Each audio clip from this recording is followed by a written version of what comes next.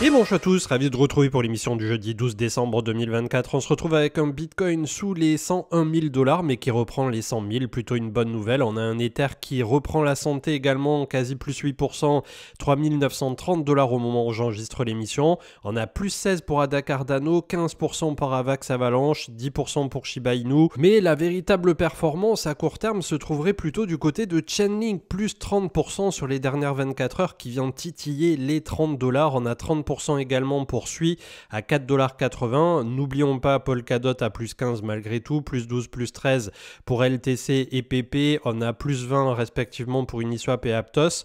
On a du 15-16% pour les autres, Chronos, Ethereum classique, Pol, anciennement Matic. On continue comme ça sur des plus 10, plus 15 jusqu'au top 30, voire 40. Et en bas du tableau, ça n'a pas dû vous échapper. On a AAV, 43e place, 353 $, 33% sur les dernières 24 heures. Et j'y viens dans un instant puisque effectivement on a des petites infos qui sont parues et c'est du croustillant pour aujourd'hui.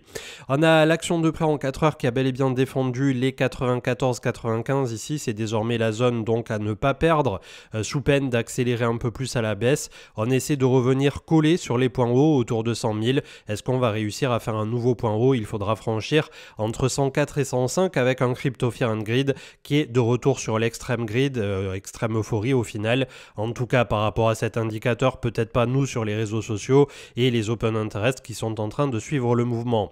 La map de liquidité, pas plus, pas moins. Il nous faudra faire tomber les 104 à 105 pour espérer rallier les 110 et plus.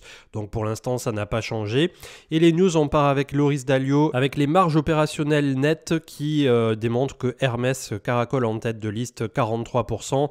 On a Ferrari derrière avec 27, LVMH 25.6, Kering 24.3, Richemont 23.6 et enfin Brunello Cucinelli, je sais pas exactement comment on le prononce en italien donc vous m'en voudrez pas, 17.4. C'est des informations qui ont leur importance quand on investit comme ça dans divers secteurs. À recouper puisque ça n'a pas encore été confirmé officiellement, MicroStrategy pourrait être introduite, en tout cas annoncée au niveau de l'introduction pour le Nasdaq 100 pour ce vendredi 13, donc c'est-à-dire demain. D'autres sources parlent d'une intro qui se ferait plutôt autour du 23 décembre, donc j'ai pas pu encore recouper toute cette data. Le CPI, donc l'inflation qui est parue avec les chiffres qui étaient dans les clous de ce qui était attendu. Le core CPI est paru à 3,3 pour 3,3 attendu et le CPI tout court 2,7 pour l'inflation qui récupère 0,1 point par 0,1 point, mais c'est ce qui était attendu là aussi par le consensus. On a Apple qui développe un AI server chip qui sera nommé Baltra. Donc comme vous le savez aujourd'hui, ils produisent leur propre processeur qui fonctionne d'ailleurs très très bien et petit à petit voilà, ils vont développer très certainement ce type d'activité également. Intervention très intéressante de Elodie Demarchi sur Crypto BFM Bourse avec l'émission spéciale. Elle est COO chez Kaiko Data, c'était super intéressant. Il y avait également d'autres intervenants récemment au micro de Amaury, de Tonquédec, c'était super cool. Donc on voit petit à petit que la branche crypto de BFM s'est vachement spécialisée et on a des intervenants de qualité, ça fait plaisir. Elon Musk qui est la première personne au monde à peser 400 milliards de dollars et même les avoir allègrement dépassés puisque hier l'action de Tesla est venue chercher à peu près 420-430 $, ce qui fait que depuis l'émission que je vous avais faite autour du 10-15 octobre au moment de la keynote, on a pris en 2 mois de temps à peu près en x2 sur l'action Tesla. Donc voilà, je suis pas mécontent de ce que je vous pousse sur la chaîne depuis quelques trimestres malgré tout. On a le président Trump qui se rendra aujourd'hui au NYSE, le New York Stock Exchange, pour ouvrir la séance en sonnant la petite cloche, bien entendu. Je crois pas que ça se fait encore, mais voilà, c'est un peu le geste du jour et dans tous les cas, on va en venir à Trump aujourd'hui puisqu'il y a un truc qui est en train de se passer auquel on pouvait peut-être s'attendre, mais je m'y attendais pas vraiment à ce que ça se réalise. Et là, de le voir en fait d'un point de vue on-chain justement, ça remet les pendules à l'heure et c'est complètement fou. En tout cas, on avait les utilisateurs sur Base qui ont déposé 4 milliards désormais, donc on était à peine à 300 millions au début de l'année. Une progression pour le Layer 2 de Coinbase qui est phénoménale. Il y a désormais 200 milliards de dollars en stablecoin dans l'écosystème avec à lui seul 125 milliards si je dis pas de bêtises du côté de USDT. Et enfin, le wallet du Liberty Finance, le projet de Trump qui avait levé pas mal de fonds récemment. Au début, ça peinait un peu à convaincre puisqu'ils avaient mis, je crois, la barre très très haute à 300 millions au départ. Puis ils étaient revenus à un ratio divisé par 10 à peu près.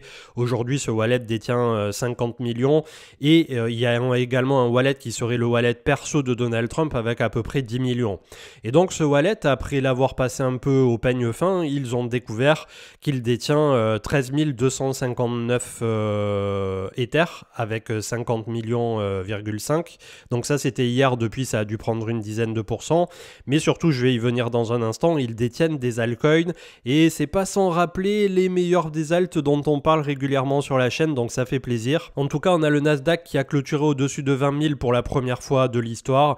Tesla qui effectivement est en train de faire son breakout ici. Est-ce qu'on a un breakout séculaire, j'ai envie de vous dire, comme on a eu 2 fois auparavant, et est-ce qu'on est en train de commencer un grand cycle? Comme alerté les gens de la bourse traditionnelle, on est sur un price earning ratio à 103 je crois, pour normalement une médiane autour de 25 pour les autres actions. Donc très certainement que c'est survalorisé, surévalué aujourd'hui, mais est-ce qu'on n'est pas en train de pricer le futur justement de Tesla? Le robot, l'IA, les taxis autonomes, bref, tout ce qui va bien. Sur les dernières 48 heures, Fidelity et BlackRock ont acheté via leurs ETF pour leurs clients plus de 500 millions de dollars d'Ether. Donc est-ce que les gros poissons ne sont-ils pas en train de mordre à l'hameçon? Et ce matin, on se réveille avec un AAV à plus 30%, un Chainlink qui fait de même, des bougies qui commencent à devenir verticales et on se demande ce qui se passe. Et finalement, quand on regarde El Famoso World Liberty Financial Wallet, on a du AAV qui apparaît et pas que, puisqu'il y a également du Chainlink qui a fait son apparition dans des proportions relativement importantes. Donc c'est un multi-signature qui peut être traqué en ligne et qui est bel et bien labellisé. Donc aujourd'hui, ce matin, on peut considérer que effectivement, en tout cas par liaison directe, un des wallets de Donald Trump ou lié très précisément à Donald Trump est en train d'acheter de l'Ether, du Chainlink et du AAV. Et que vous dire de plus quand finalement ça représente aussi les 3 actifs, en tout cas au niveau des altcoins, qui pour ma part représentent le dur du portefeuille aujourd'hui.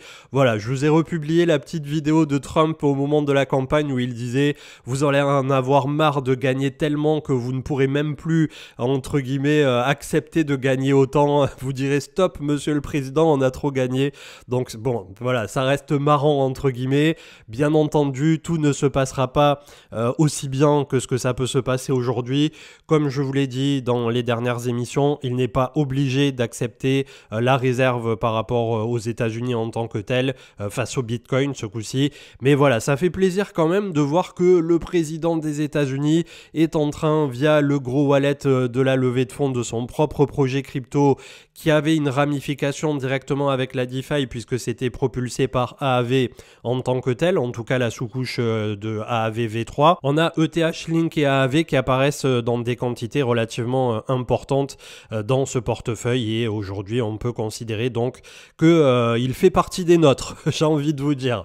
3555 milliards pour le crypto total en positif depuis la petite baisse qu'on avait eue à 3240, donc pour l'instant pas plus pas moins, on visera le premier Fibo comme on disait la dernière fois des 4400 milliards. Le crypto total 2 est en train de revenir pas très loin donc des anciens points hauts, on a buté à 1630 récemment, on a un ATH à 1710 et par la suite on a un premier Fibo qui nous conduirait basiquement à un peu plus d'un fois 2 autour de 4000 milliards. Le crypto total 3 pour sa part s'était arrêté tout net à l'ATH autour de 1130 milliards, on est à 1010 aujourd'hui et quand on regarde le Others, c'est-à-dire les altcoins, le reste du marché mis à part le top 10 exclu, on voit également qu'on était venu pas très loin des points hauts ici sous les 440 milliards pour un ATH aujourd'hui autour de 490, donc on va dire légèrement sous les 500 milliards. Bonne nouvelle au niveau du ratio des stablecoins qui s'est fait repousser au moment même où il était en train de rebondir. Ceci étant dit, on est quand même, si on regarde les choses factuellement, sur un support et en plus entre les 2 derniers points bas on est en train de faire une divergence ici, donc je sais pas trop ce que ça va donner pour le début 2020, mais faites attention à vous malgré tout. Le BTC qui qui continue de consolider autour ou en dessus des 100 000 $. Ça risque de faire encore un petit peu le yo-yo et on va voir si finalement, comme l'a dit Donald Trump, apparemment, là aussi je n'ai pas pu recouper ce genre de paroles, mais il aurait déclaré qu'il surveille de très près le prix du Bitcoin d'ici à son investiture et qu'il aimerait le voir atteindre 150 000 $.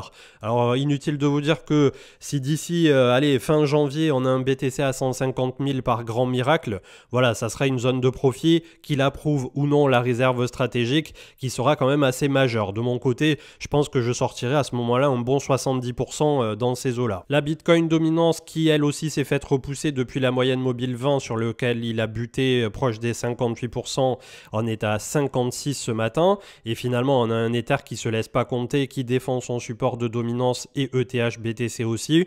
C'est toujours pas glorieux, hein, mais voilà, on a un Ether qui désormais ne se laisse plus complètement crever face à BTC et qui est sur un pas de tir proche des 4000 qui nous conduirait dans un premier temps autour de l'ATH à 4965 et ensuite on visera voilà, les Fibo avec 7005 dans un premier temps et autour de 10 à 12 000 $ si on arrive à s'énerver un petit peu plus sur la seconde crypto-monnaie du marché. Donc un SP500 hier qui a fait la part belle à du Tesla qui a clôturé juste sous les 425 $, MicroStrategy qui a repris 10% à 411 $. Que dire de plus? Voilà, on a quand même dans la majorité du vert, puisque si on regarde le SP500 en termes d'indice, on a fait là aussi quasiment un nouveau point haut. On a le Nasdaq donc qui a clôturé à quasi 22 000 points, puisqu'il disait 20 000 points depuis la première fois, mais finalement on a continué d'imprimer au cours de la séance, c'est complètement fou. Le CAC 40 qui ne se laisse toujours pas crever, malgré voilà, les signaux très pessimistes qu'on avait la dernière fois, notamment par rapport à cette déroute, déconfiture du gouvernement. On a un CAC 40 qui se raccroche aux branches, le DXY, le dollar américain, qui lui n'a toujours pas dit son dernier mot, mais malgré tout, on est plutôt sur un haut de range que sur un bas, donc on espère que par la suite, on va rebuter autour de 107, 108 pour repartir en direction du support autour de 103, 104. Et au niveau des altcoins, que dire de plus? Eh bien, ce matin, on observe, on savoure, j'ai envie de vous dire. C'est pas faute, voilà, d'avoir mis ce genre d'actifs qui sont à la fois capitalisés, qui ont de l'antériorité, qui ont un bon fondamental et un price action qui a pu se lire comme de l'eau de source, j'ai envie de vous dire. Voilà, aujourd'hui, je peux pas faire plus, honnêtement et humainement, sur la chaîne. J'espère bien entendu que ça vous apporte quelque chose. On n'a jamais aucune certitude, mais à partir du moment où, au final, on s'est tellement fait challenger dans nos convictions pendant le bear market et que ça finit par arriver, j'ai envie de vous dire, on est content, on savoure. On a du Axelar qui est dans le vert, du IGLD à quasi plus 6, plus 8. On a du ADA, du Lido à 2 $, du Uniswap, Compound qui est gras dans le vert, DYDX qui continue, le SUI qui approche les 5 $ et enfin AAV, voilà, j'ai même pas besoin de commenter tellement ça ressemble déjà d'un à Chainlink et deuxièmement on a l'envolée qui est en train de se faire.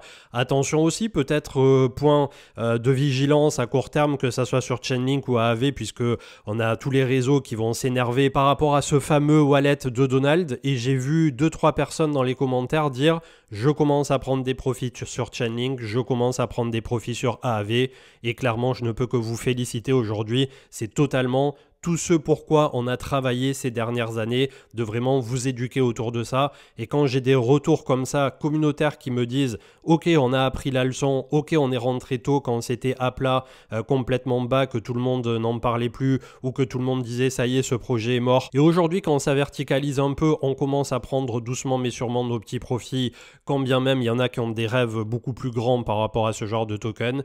On est tout à fait aligné et ça fait tout à fait plaisir de vous voir dans le bon sens vraiment où vous allez faire partie du micro-infime pourcentage de grands gagnants par rapport au marché crypto. Je vous souhaite une excellente journée. Demain, vous retrouverez l'émission spéciale sur comment prendre ses profits, 3 grandes stratégies. Samedi, on fait le point, le débrief par rapport à toute la semaine. Et dimanche, vous avez le top crypto altcoin qui finalement, si vous suivez la quotidienne, ne devrait pas être pour vous une grande surprise, mais qui vous permettra peut-être voilà, de refaire un peu la rétrospective sur tout ce qui s'est passé jusqu'ici et notamment depuis 2022. Très bonne journée et à plus tard. Ciao, ciao.